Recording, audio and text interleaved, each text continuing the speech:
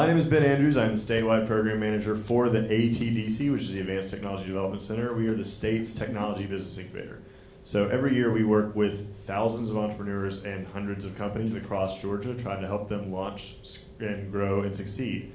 But they don't always, and we often have conversations about how we need to talk more about failure, which is why when they asked me what I wanted to introduce today, I picked this. So this is the realities of failure with our great presenter, Erik, who I'm going to turn it over to now. All right, thank you. I'm good, I'm all good, yeah. Thank you. It is exciting to be with you guys here to talk about failure. See, I haven't even failed yet and I'm getting applause. This is great. This is a really encouraging start. So speaking of encouraging starts, I'm going to do one of those weird speaker things, and I'm going to blame Ellen DeGeneres for this. So I am talking about failure, and I'm going to be talking about my own failures. And I have an easier time talking about how I fail when I know the people that I'm talking to. So I need to get to know you guys, those of you who I don't know yet, which is the vast majority of you. And I'm going to do it in a way that I learned from Ellen at the Oscars one year, which is I would love if you would join me in a group selfie.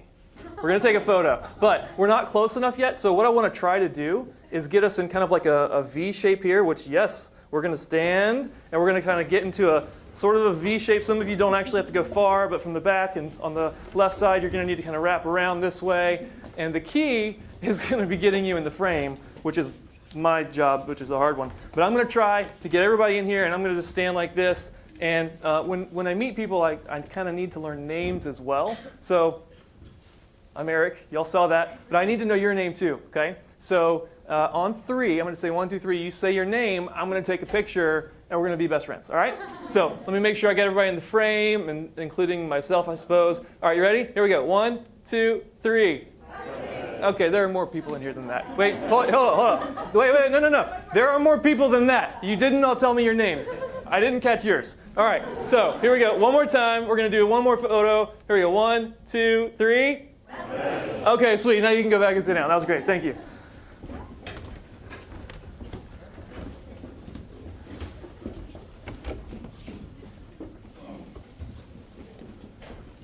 Forgot one thing as I finish while you get seated. Got to find my mouse, though. Oh, here it is. Little AV problem, my bad. So how's everybody's day going? Yeah, good. You frequently talk to the back of a stranger? I don't know. It's kind of a strange thing to do. But I'm doing good, too. Good. Thanks for asking.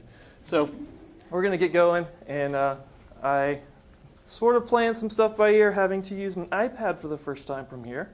And I don't really know how to do it. So I'm going to hope this works. Hey, it worked. And how about that button? Does that button work? That button didn't work. But this one does. OK, sweet. Technology, it's awesome. And sometimes it fails. So I appreciate you taking some time to take a little snapshot with me, get to know one another. You noticed we kind of had to get close to take a photo, and we don't all know each other in the room. But I wanted to capture this memory and then share it with you again, maybe on Twitter or Instagram or something like that. But today, we really are going to talk about failure, and not just my own, but hopefully you'll take some time to think about some ways that you have failed and some things that could apply to how you process your own failure.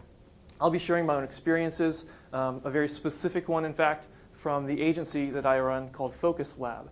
And I'm also going to just share some things I've learned from other people through this process of failing and learning how to cope with it, learn from it. And most of the people are much smarter than me, wiser than me. Some of them are deader than me. But I'm going to share some quotes along the way. So as we start to talk about failure, I want to create a little distinction between some ways that we fail and then the type of failure that we're just going to be thinking about today. There are some really simple ways that we fail that, the results or the effects kind of sit on a broad spectrum. So some examples might be failing to put on deodorant. Anybody fail to put on deodorant today? Don't raise a hand. Okay. So another example might be failing to hit the brakes in time while you're driving. That could have big or small effects. I think of that because I've been rear-ended twice and people forgot to hit their brakes or just were on their phone, which is what they were doing. But there are other ways you can fail that are getting a little bit more serious. Maybe you forgot an important date or anniversary or birthday. I've never done that, and I've also never lied. So there's that. There are just a lot of ways that we can fail. But today, actually, one other way that we can fail, I'll mention so that we can have like an inside joke. Again, just kind of building this relationship. Let's call it failing to show up on time. So like, except for Rob, who just came in.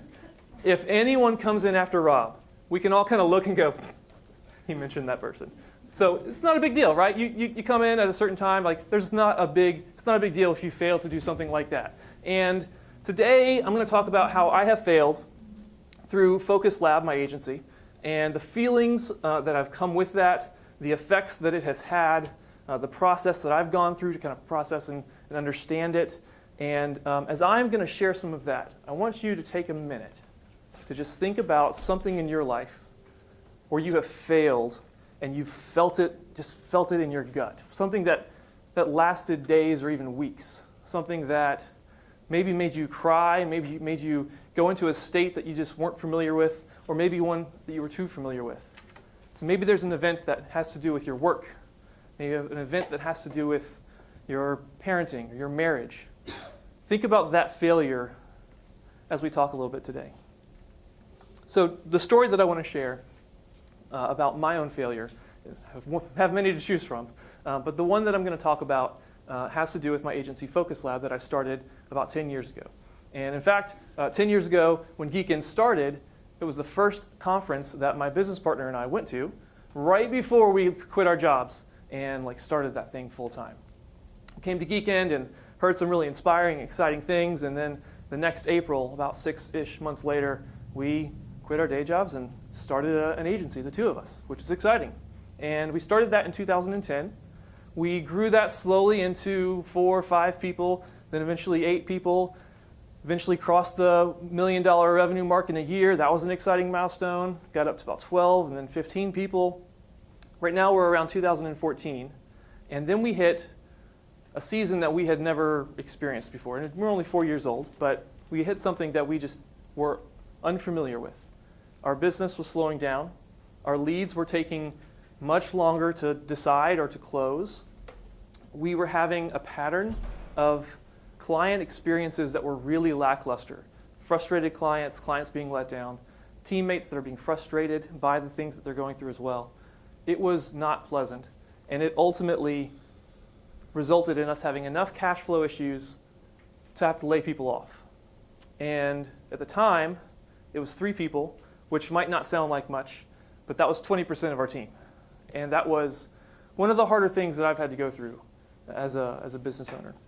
So I'm going to share a few things about that experience as we go through our time together today. I tend to write and journal a lot when I'm trying to process stuff. It helps me a lot to understand just my own thoughts and where I am. So I'm going to share some passages of things that I was writing during that season. But we're going to look at 5 realities to failure as we're going through our time today. So let's see if this works. Negative. So, well, before we start, since I skipped something, before we start, I want to see a show of hands. Who here has ever failed at something? Anybody? A few of you? Okay, all of us. If there's, okay, good. Actually, you know what? Hands up again if you failed, and just look around the room for those more towards the front. Just kind of take a look around and see all the hands. If you see one down, say, you're kind of failing to be honest right now. So thank you. You might have noticed there were a lot of hands up, and that actually leads me to the first reality that I feel like was obvious, but then it's one of those things that if you don't actually slow down to acknowledge it, it can go easily missed. And it is that failure isn't fatal. Now there's a fantastic quote by Winston Churchill, or at least it's often attributed to him. And it says that failure isn't fatal, and there's more to it that I'll share with you at the end, but it's something that I didn't know about when I was going through what I was going through. I mean, logically, I could have told you that, but in few scenarios in life is failure really fatal. But when you're in the thick of failing, it's really hard to recognize that you're going to be able to get back up. Really hard to recognize that there's another side to it, and that you're going to be able to push forward. But the good news is that you are going to be able to get back up. You are going to be able to push forward. There is another side to the thing that you're going through right now, whether it's something that you caused or you were simply just a small part of causing, or you didn't cause it all. You can get through these things. Now, studies suggest that to remember something, you have a better likelihood of remembering if you speak it out loud. So I would love to invite all of you to join me in saying out loud that failure isn't fatal. So I'm just going to make it easy. I'm going to count. I'm going to say 1, 2, 3, and we're going to say it. And then we're all going to say it together. Failure isn't fatal. You ready? Here we go. 1, 2, 3. Failure isn't fatal. So that was like the kind of like creepy chant version, like where we all like collectively ended up on the same tones, and that was a little weird. So let's like just pretend it's just you and me, and we're going to say it one more time, all right? 1, 2, 3. Failure isn't fatal. That was good. It's really important to remember that. Failure is not the end. And I want to start sharing some of the journaling from that time. My wife and I talked about our home budget, and we trimmed back everything that we could so we could live out of our emergency fund for a few more months until the company's cash position was stronger. We had officially decided not to take any money from the company for a few months. Thankfully, we had 0 debt and 6 months of household expenses saved up in cash, so we could make it. It would just be tight. We wanted to do everything that we could to keep the team around as long as possible. The challenging part for me at that moment was not whether or not I would make it through that. I logically knew that. But my personality I get very connected to my team, and relationships are crucial for me. And I was devastated at the idea of not being able to continue to employ people who, as far as I was thinking at the time, had put their trust in me or in this company to keep them employed. And it felt like hell, having to consider saying to someone, I can't afford to employ you any longer. And I'm not sure that I've felt anything like that in business since. But knowing that failure is not fatal definitely helps go through things like that. It doesn't make the conversation easier, although that conversation does get easier with experience, but it doesn't make it easier to say to someone that you can't employ them. And it doesn't take away the relational side of that conversation for me, but it does help me personally remember that I might be in the thick of something right now, but if I keep just getting up and moving forward each day, I will get to the other side of this, even if I don't know when that's going to happen. And failure can be expensive, not necessarily from a financial perspective, though that's certainly possible, but it can be expensive emotionally. It can be expensive in many ways, but I think that failure is kind of just a tuition that we have to pay sometimes for some of life's lessons. And really the fact is that when you fail, you've paid the tuition. You might as well learn from it.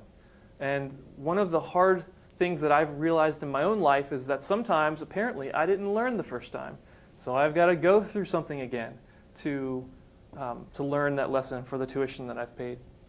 So failure is not fatal. The second reality that we're going to talk about is that if you're not failing, you're not trying. And I've actually heard this touched on in a few different ways already today at Geekend, which has been really awesome. But really, the truth is that most of us have a fear of failing. We have a fear of getting something wrong or being caught not knowing something or just missing the mark altogether. But I want you to consider that failure really it's a required part of life. It's a mark that you've done something that maybe you weren't used to or didn't know about and you missed. And that, in most cases, is okay. I mean, it just is. You can't continue to learn if you're unwilling to fail at things. And you're also not going to grow just hanging out in your comfort zone. We don't grow there. So I think that failing, even some of the really hard failures, are things that we should embrace and not run away from or shy away from. I'm not saying we should try to fail in large, huge ways in our lives, but I think that it just has a bad rap, that we should respect it a little bit more than sometimes we do. Just think about maybe the last time that you tried something new in your work, or tried something new with a friend or somebody you're collaborating with. You probably didn't get it right the first time. Now that's getting a little more on the lighter side of failure, but just keep that in mind. Like, we fail when we push ourselves and when we try new things. And the reality for me is that in that time with my agency, we had been trying some new things.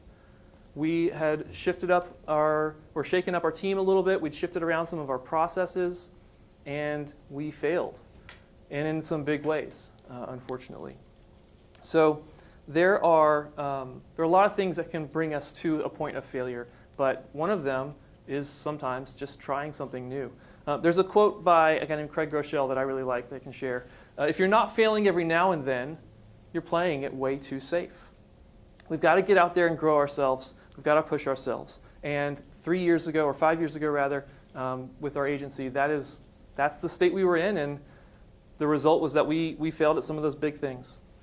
So where does this take us? Where do these instances of failure take us, and what do we do with them? That's something that I want to share a quick video that will illustrate, I think, the mindset that's going to be important.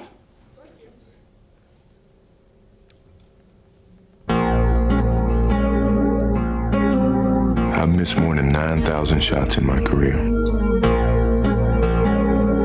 I've lost almost 300 games.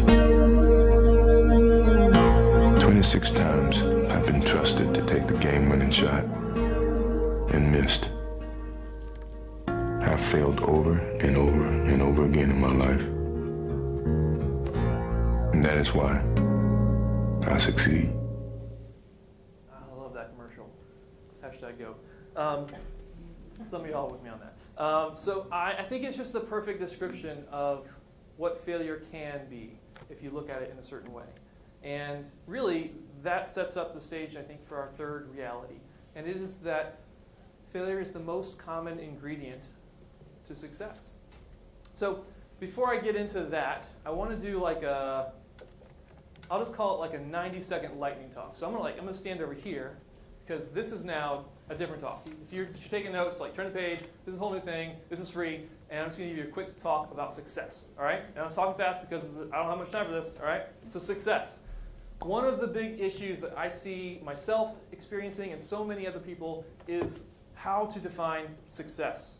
And you can go to the internet, you can go to the colleague next to you, you can look to your friend or family member who's doing something similar or something totally different, and just look at their life and say, yeah, they've got so much success. I need to do that. When I get there, that's when I will be successful. When I get to a certain revenue mark, because I know they can do that, that's when I'll feel successful. When I've got 500,000 followers on these platforms, then I'll be successful. When I have a team of this many people, I will finally be successful. It's so easy to just look around and say, that person over there, that's the thing I want to do, or that's the thing I want to be, and then I'll be successful. It's also really easy to watch something and hear from someone else what success is and say, okay, yeah, they said what success is, I'm going to do that because they told me that that's what success is. Here's the deal. Don't do that. If you aren't taking the time to define success for yourself, I want to encourage you to slow down and do that. Maybe success to you is making enough money on a job employed by yourself so you can travel with your family full time. Maybe success to you is owning 19 houses. I don't know and I don't care, but I think you should define success for yourself and not just look for the definition somewhere else. That is going to be really, really helpful and important. And it helped me so much to really think about, what does success look like for me? What does it look like for my family? And how does that then shape some of my goals and my decisions? So that's the end of that. Okay, so back to failure. Failure is the most common ingredient to success. Regardless of what your definition is of success, our definitions are very different, possibly, likely, but we both have a very common ingredient, and that's that we have to fail along the way. Failures are little nuggets of investment towards success. Regardless of our definition, we're going to fail along the way. And it's important to think about that and to acknowledge that And if you're failing, consider it a payment towards success, as long as you're learning from it. Because if you don't learn from it like I have experienced, you're going to have to redo it and then learn from it that time. So it's an important part of success. I quoted a guy earlier named Craig Rochelle. He tells a story of a remote village where a mule got stuck in a pit, and they were doing some working on some habitats, and the mule got stuck in the pit, and they could not pull it out. And basically they were like, well, we kind of have to put it out of its misery. So they grabbed some shovels and just kind of start to bury this mule. Morbid, I know. So they were burying the mule, and the mule's kind of sitting there and getting dirt thrown into the pit and on its back. And if you were the mule, you probably wouldn't want the dirt on your back. So the mule's kind of shaking the dirt off, and they continue to shovel in the dirt. The dirt gets shaken off, and it's falling on the ground. And the mule is just kind of packing it down, and doesn't want it there. And so each time they're shoveling dirt on the mule, he shakes it off, and he steps up a little bit. And he shakes off the dirt, and he steps up a little bit. And he shakes off the dirt, and he steps up a little bit. And you can see where this is going. The ground is rising, and the mule doesn't need to die at all. And I imagine that failure, I've experienced that failure is like a bunch of dirt just being thrown on you sometimes. And sometimes we're throwing it on ourselves in a pit. But we just need to shake it off, and we just need to step up. You shake the dirt off, and you step up. And I talked about quoting people smarter and wiser than me, and this one seemed appropriate.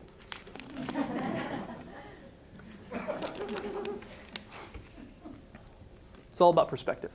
So, as we move into our fourth reality, I want to talk for just a minute about imposter syndrome. Does anybody know what that is? Anybody heard of that? Awesome. So, for those of you who are not aware of the phrase, imposter syndrome is the feeling that you are a fraud, that you don't know what you're doing, that you're in over your head, and that you're probably about to be found out. And that feeling exists despite your successes. That's what makes it imposter syndrome. You have had successes, but you're doubting yourself, and that voice inside is kind of pushing you down further and further, and you just feel like you don't deserve to be where you are. And Wikipedia says that 70% of people feel like imposters at one time or another, which makes about 30% of people absolute liars. So the tendency that we have, though, is to look at our peers and say, dang, man, they've got it going on. Like they know what's up. Like the things that they're tweeting about or they're blogging about or the things that are being written about them in articles, I can't do that. That's never going to be me. And the problem, is that we often just see each other's highlight reels. Most of the things that we're seeing are the good stuff. We're not actually seeing the blooper reels. So we look at our highlight reels, and then we think about our blooper reels, and it's like, oh, I'm not worthy of those things. And I actually feel like it's pretty likely that someone here is in a session at Geekend looking to the stage at a speaker and thinking, I couldn't do that. I could never get up there and do that.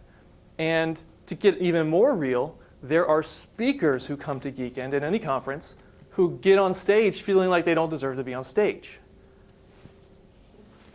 So this is a real thing, imposter syndrome. Now, I have a video that I want to share that I think illustrates this pretty well. And it's mostly just a visual. There's not really any audio to it because it's in slow motion. So I'll set the stage just real quick. That's me and my son about 3 years ago. We're at a theme park, and my wife and daughter are in the bathroom, and I'm like trying to get my son to just jump into my arms. I just wanted him to jump into my arms, and it was right when slow motion came to the iOS, and I'm like, we're going to use slow motion on everything. I know I'm not alone who did that. I'm like, oh, Rain, let me take a video. But we did this, and my wife came out, and I said, oh, hey, you've got to get this. He's so close. He's about to jump into my arms. Just do the slow motion thing. Do the slow motion thing. So she sits down nearby, and he's going to jump into my arms in slow motion. And it's like legit slow motion. So this is going to jump in. There we go. Yeah, all right. So that was super fun as a dad. And I think it was super fun for him. If you watched his face, it was totally fun for him. Post that on Instagram, Facebook, the whole world, be like, look at me, super dad catching my super son, this is awesome. highlight reel. But this is what makes it great. I also have a blooper reel. For some reason, that wasn't enough for me. I was like, all right, Cade, let's do it again, buddy. And he was excited, I thought. And then he started to kind of like hesitate and turn around a little bit. And so I wanted to, remind him, no, you got to come this way if you're gonna jump. I want you to just jump into my arms, okay? And well, I'll just play the second one.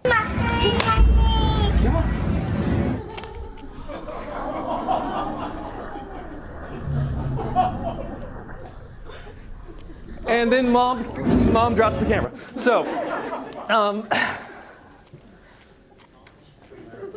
highlight, blooper. That's not a video I share online because I don't want anybody coming knocking on my door saying, "No, excuse me, Mr. Reagan, I hear you drop your child into thorny bushes," because there were thorns in those bushes. He came out bloody, just from scratches, and then like 5 minutes later was having the time of his life at Epcot. So it was all good. But talk about a stark difference. If I just show you that highlight of him jumping into my arms and like being so excited, that shows you 1 second or one story.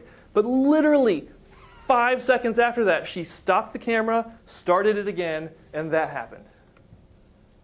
And you don't see that side of business. You don't see that side of your peer usually. You don't see those things. And it's really easy to not realize that. Here's another quick example that's maybe more relatable. I can share a photo like this of me on a stage and just caption it about taking the stage to do something. And that is a highlight reel. But you don't see the blooper reel side of this. You don't see the imposter syndrome side of this. Before I took that stage, my stomach was a mess because of how nervous I was and how scared I was of getting on stage and talking to, in this case, 800, 900 people. You don't see the side of that where I'm questioning if I'm a good leader to my staff because in this conference, 15 months after I gave this first failure talk, I was in the middle of about to do the same thing. Like our company was going through a really similar storm, and I literally didn't know if 4 weeks after that photo was taken, I might have to lay somebody else off, which was years after this whole story even happened. Like you don't see that side. You don't see the side of me that worries about or wonders if I'm a good husband to my wife or a good father to my parents. You might see the side that says, hey, I've got an agency of 20-something people. We make millions of dollars and things are awesome. But you don't see all the stuff that goes on behind the scenes. So that's why I just want to take a minute to encourage you to remember, or maybe just acknowledge for the first time, that if there's someone you're looking at, that you're even comparing yourself to, there's so much you don't see, so much that you don't know.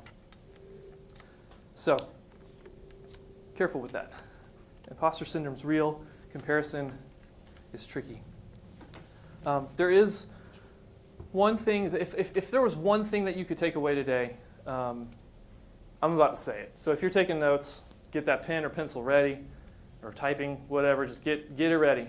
But at the same time, look up because I want you to hear this. So we're talking about successes and failures and imposter syndrome and highlight reels and blooper reels. I think it is just so important that I and that each of you don't compare the sum of your failures to the sum of someone else's successes. But it's so easy to do that. I find myself doing that, and as I've been giving this talk over the years, I've talked to so many people who do the same thing.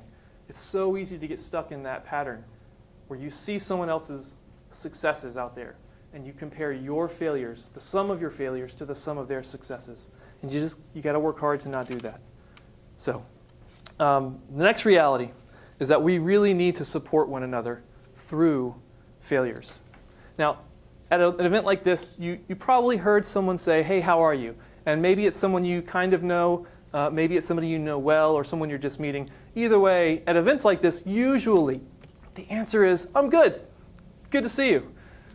But I want to talk for a minute about the truth side of that question.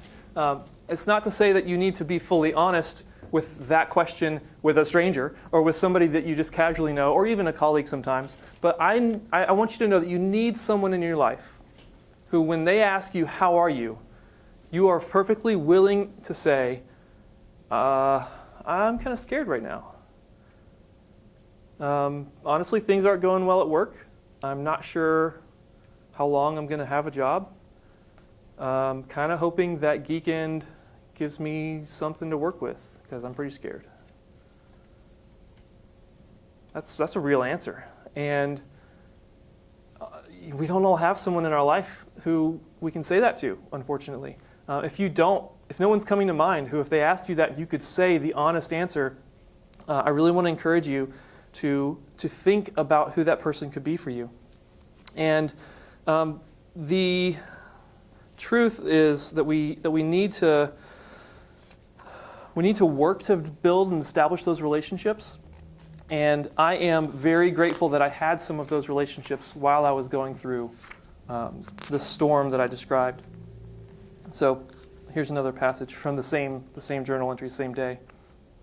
Late in the workday, I got on the phone with a peer in the industry.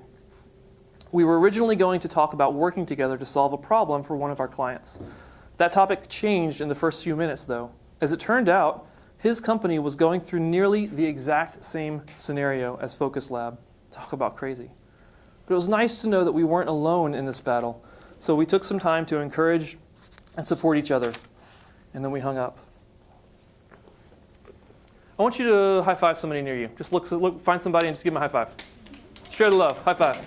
All right, cool. Now pick a second person, give them a high five. High fives. Good. High fives. Good. Awesome. Feel the love. So I want you to think now about those two people and about yourself, because one of you either has, is currently, or will in the future really struggle with depression related to your work.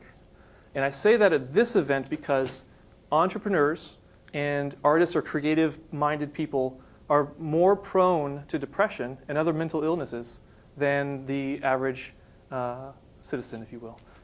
It is a reality. And we have really got to support one another through stuff like this. And one of the things that I've learned is that sometimes that support also becomes professional. I see a counselor pretty regularly. I imagine some of you might as well. Counseling, therapy, those are really excellent, excellent tools when you're going through some really hard stuff. I am not a counselor, but I like to at least be an ear for people if possible. And this is crazy, I just met you, but this is my number, so you can call me maybe. Really though, that's my phone number. That's my cell. So if anybody sitting here is going through something and they want to talk and just have an ear, that's my number. You can text me, you can call me. If you prefer email, you can also email me. If you email me, I'll probably say, when can we talk? Because a phone call is going to just be naturally more fruitful than an email. So anyways, that was a little bit of a side note. Our last reality is pretty short and sweet. It comes from a guy named Zig Ziglar. And he's one of those guys, if you're not sure who he is, who he says just a few words and packs a ton of punch into what he's saying. And what he said in this instance is something that I really wish I had 5 years ago, but I did not. I almost feel like a Zig Ziglar evangelist when I talk about failure because of how impactful this quote was for me. So I'm just going to share the actual quote just the way he said it. Failure is an event, not a person. And that is something that I really benefited from learning about. I headed home around 6:30, then the usual dinner, showers, and bedtime routine with the kids. After they were asleep, I spent time preparing for our full staff meeting, which was the next morning. I had to figure out how to best update our team with the facts of where we were. And it sucked. Hard. How do you tell a dozen people that you don't know how much longer you can pay them? A dozen people, many of whom represent spouses and children as well. How? I felt like a failure. I felt like Erik was a failure. But good news, I'm not. Failure is an event, not a person. I am not a failure. I had failed. So I want to show a video, or rather an image of people who you will probably recognize. You've probably recognized most of these people, but just in case, we've got J.K. Rowling, Michael Jordan, Lucille Ball, Steve Jobs, Oprah Winfrey, Walt Disney. you look at these people and you're probably not like, look at those failures, right? But I would love to encourage each of you to go to Google or DuckDuckGo and type in their name and then failure or failure story. And you're going to hear some really interesting things. These people are not failures. None of us would dare call these people failures. They have failed. There's another group that I want to share, all of whom have failed, but none of whom are a failure.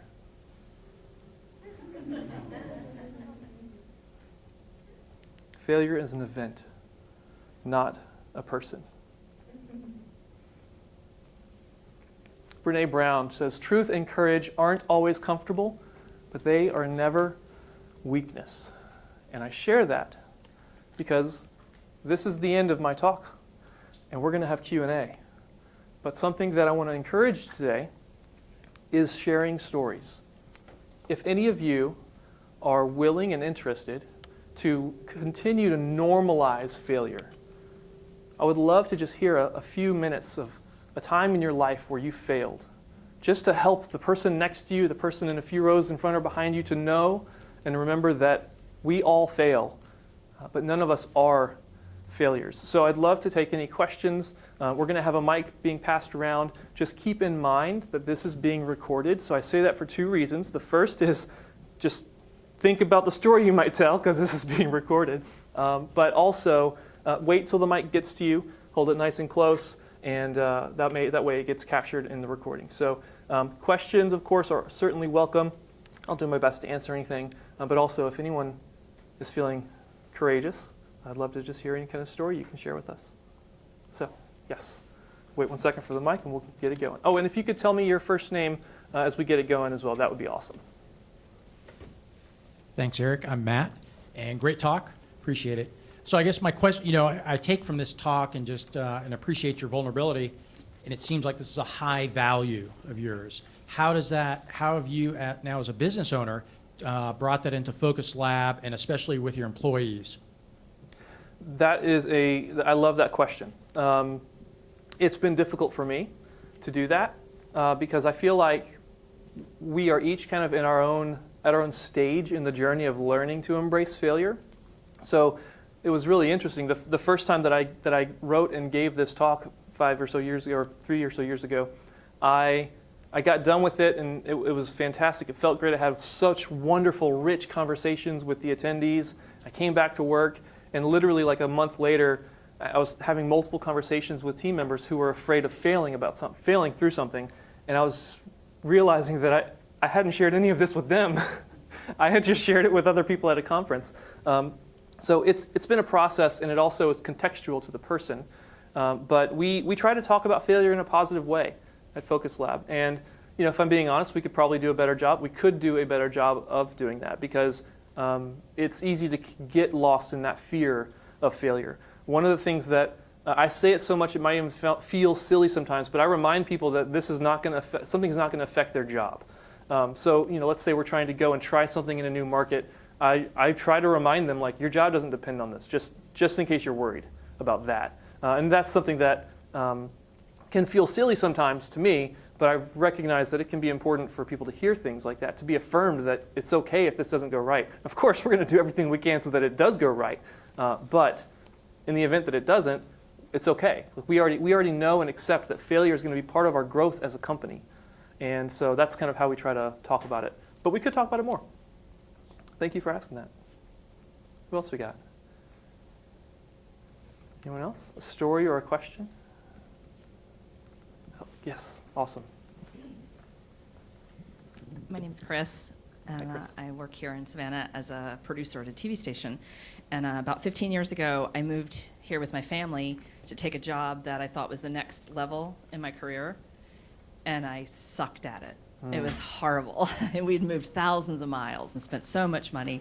And luckily, I had a boss that I could go to and say, I stink at this, so here's my resignation. And he said, okay, but there's a place for you here. We'll figure out what it is. Nice. So it was really hard, Yeah. but it worked out well. Oh, that's good. Thanks for sharing that, Chris. Thank you. Yeah.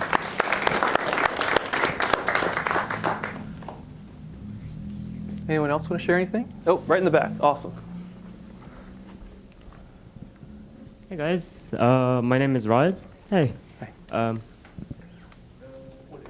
My bad. Can you guys hear me better? There we go. Thanks. My name is Rod. I just wanted to say I've went through a lot of things in my life. I've come through a third world country, and I've been through nothing but negativity throughout like my career and here in SCAD as well. Not exactly my career, like more here in college. What's it called? I've been going through nothing but like failure mentalities and stuff like that, and I need you guys to also like understand this. Please, every time you see a failure or a mistake in front of you, never ever take it as something negative. Okay? Take it as something that you can learn from and something that you can take as a curve from. So it's like, oh, I see this mistake or this event coming, I can take a curve from it. Or, oh, okay, I found the mistake around it, I found the solution for it, I can just go through it right now. And it just builds you up and up and up from there. Because like right now, I'm an effects artist at High Res Studios. And for me to get there, I went through so many different like styles and levels. Because like I went from environment art to character art to what's it called, technical art, and then to effects. And that was a lot of different types of changes to go through, and a lot of different types of failures and like mentality changes, you know. And one of the things that actually got me there is basically what you said, is you have to go through failure and you have to keep learning through your failures to get better and better, and it brings you up and motivates you and uplifts you, you know. Yeah. And also another thing, I think you should tell people this, like Einstein, right? You see all these light bulbs? It wouldn't be here if he hasn't failed 1,100 times when trying to make these, you know? Right, yeah, yeah. So. Thank you.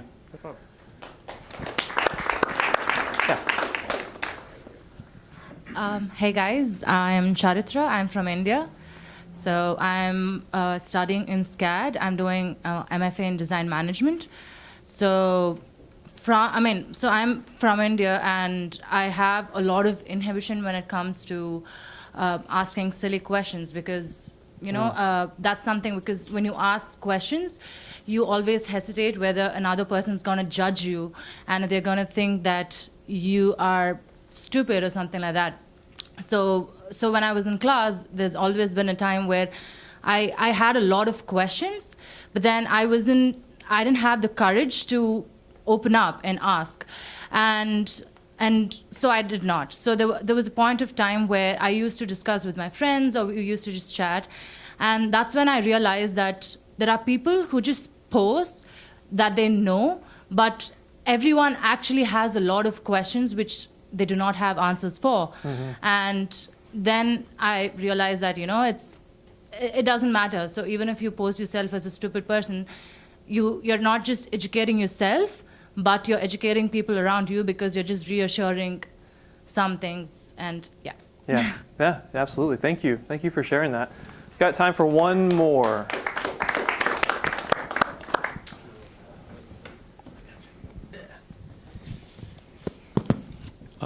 My name's Justin. This is going to be a question, and obviously everybody fails. I think the difficult part is recognizing the failure. And do you have any devices to help conceptualize the failure to a success? So, I mean, recognizing your failure and pushing it into the idea of success is, I mean, that's a difficult concept to grasp. Do I have any? Are you asking about ways that maybe I reframe failures I've experienced and how they become part of success? Correct. I don't call them failures anymore, which is kind of ironic because I'm giving a talk called "The Realities of Failure." I tend to just look at them as lessons, and some lessons I had to learn multiple times, and so sometimes when I fail multiple times, I just think of it. I kind of alluded to it earlier in the way I was describing it, but I just see them as relearning some of those lessons, and a lot of the things that I have personally achieved or experienced are full of just the lessons that it took to get to it. So I don't really know that it's anything deeper than that for me. I'm not a very deep thinker, maybe. I don't know. I have a suggestion. Oh, yes, you got a mic? So I do actually. So mindfulness meditation is what I would suggest, because the fact that you're having a failure, that only exists in your consciousness, in your own mind. There's no it's not an actual fact about the world. So how do you turn it into? It's recognizing that it's just it really only exists in your mind. So if you're looking for a tool, that's what I recommend. There you go. Read up on Stoicism. That's also very helpful. Well, I have a couple of quick closing thoughts. So earlier, when I started, I talked about my first kind of reality of failure to share with you as being a smaller part of a larger quote or statement. And what I shared with you was that failure wasn't fatal. The whole quote, though, is something worth hearing. And it is that failure isn't fatal and success isn't final, but it's the courage to continue that counts. Failure isn't fatal. Success isn't final. It's the courage to continue that counts.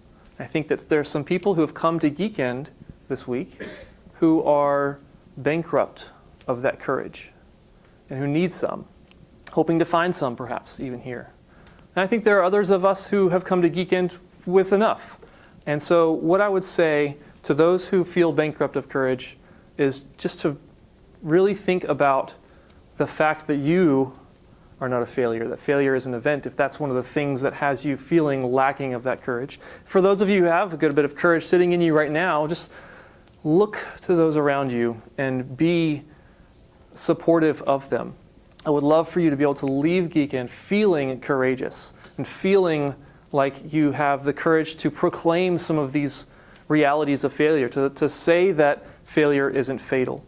That you have the courage to remember that to accept rather that if you're not failing, you're probably not trying.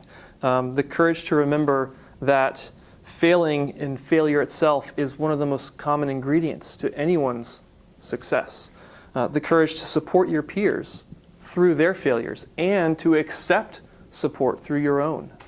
And then lastly, the courage to just confidently say that failure is an event and not a person.